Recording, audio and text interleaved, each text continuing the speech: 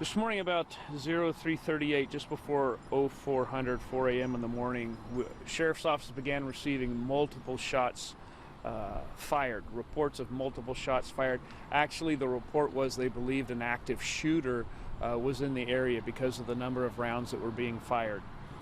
Deputies arrived about 7 minutes later.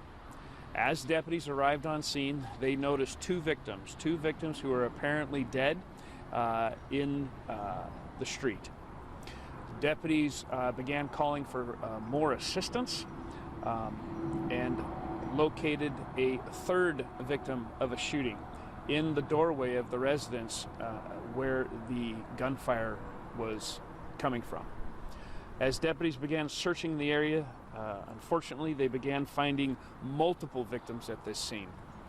At this point, we have six total victims who have been shot and killed at the scene in the 6800 block of Harvest behind us. We have victims that are located inside the home. We have one victim who was alive as deputies arrived, and CPR was being given to multiple victims on scene. Unfortunately, no one, including the man who went to the hospital via ambulance, he was also pronounced dead at the hospital. We can tell you that we believe we have at least two suspects at this point. We also believe that this is not a random act of violence. We believe that this was a targeted family. We believe that there are gang associations involved in this scene, as well as potential narcotics investigations. As of a week ago, we as the Sheriff's Office actually conducted narcotic search warrants at this residence. We can tell you that two of the victims, tragically, the whole situation is tragic, but we have a 17-year-old mother and a 6-month-old child, both of which were shot in the head. So at this point, we do believe this is a targeted act of violence, not a random act of violence.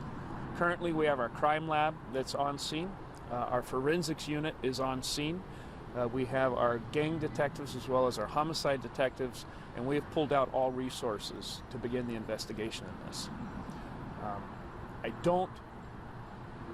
I do have more information, but I'm not at liberty to discuss at this point. We have potential information which will hopefully lead to potential suspects, or will lead to suspects, that of which I don't know. We don't exactly know at this point. So very limited information, as you can tell. There's a lot of resources on scene, putting a lot of investigations into this. We do have a family that has been escorted from the scene. We do have survivors. The reason for them surviving this horrific massacre, for lack of a better term, we just don't have all that information this morning. But we do have investigators interviewing multiple people, including neighbors and friends.